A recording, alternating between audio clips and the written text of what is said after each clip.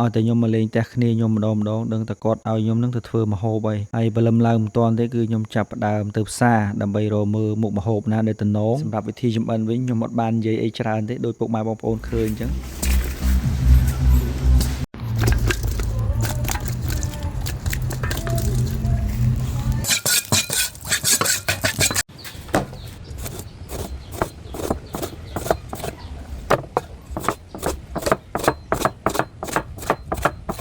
ពុតបាត់ទៅពេលនេះក៏រកឃើញចាំហ៎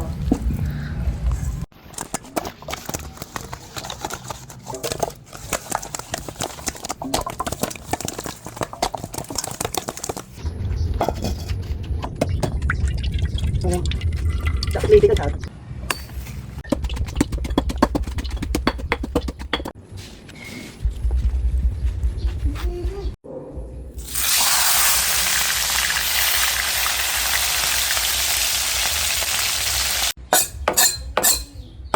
ហើយចុះ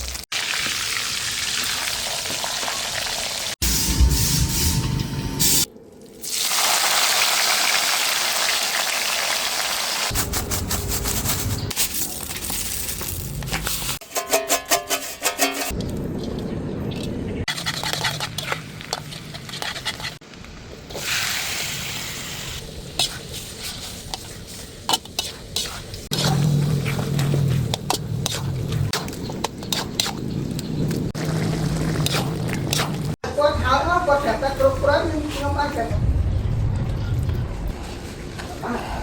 មកច្រើនដែរហើយបងមើល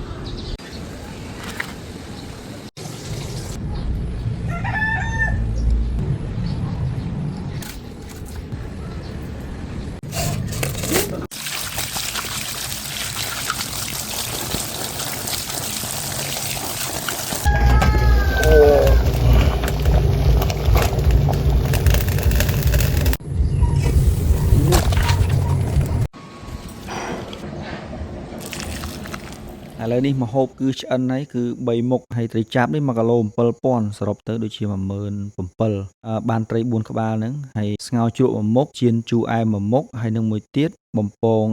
ម្ជូរកសាំងវាជាទម្លាប់ដែលខ្ញុំចូលចិត្តធ្វើម្ហូបដែរអញ្ចឹងពេលឃើញម្ហូបយើងមើលថាយើងគួរច្នៃបែបណាហើយយើងរៀបចំបែបណាអញ្ចឹងទៅហើយនិយាយទៅការធ្វើម្ហូបនេះក៏មិនមានអីដែលពិបាកដែរដោយពុកម៉ែបងប្អូនឃើញអញ្ចឹងណាហើយខ្ញុំក៏ចាប់ផ្ដើមរៀបចំដើម្បីយើងទទួលទានអាហារថ្ងៃត្រង់ព្រោះឯម៉ោងនេះគឺម៉ោងហេវហើយអញ្ចឹងក៏យើងចាប់ផ្ដើមហូបត្រីចាបនេះវារៀងឆ្អឹងបន្តិចឆ្អឹងចៀមឆ្អឹងអីចឹងវាឆ្អឹងទូចទូចតែរសជាតិវាគឺឆ្ងាញ់ហើយត្រីនេះគឺវាថ្មីដែរសាច់វាផ្អែមមែនតើពេលដែលយើងដាក់ជាមួយម្ជូរកសាំងទៀតនិយាយថា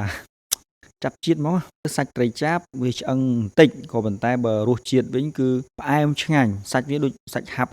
វាអត់ផុយវាអត់អីអញ្ចឹងវាល្មមដែលយើងអាចទទួលទានបានហើយវីដេអូថ្ងៃនេះក៏អត់មានអីច្រើនដែរគ្រាន់តែខ្ញុំចែកម្លែកពីអីដែលខ្ញុំធ្វើម្ហូបពេលខ្ញុំមកលេងផ្ទះមិត្តភក្តិខ្ញុំតែប៉ុណ្្នឹងឯងជម្រាបលាបាយបាយ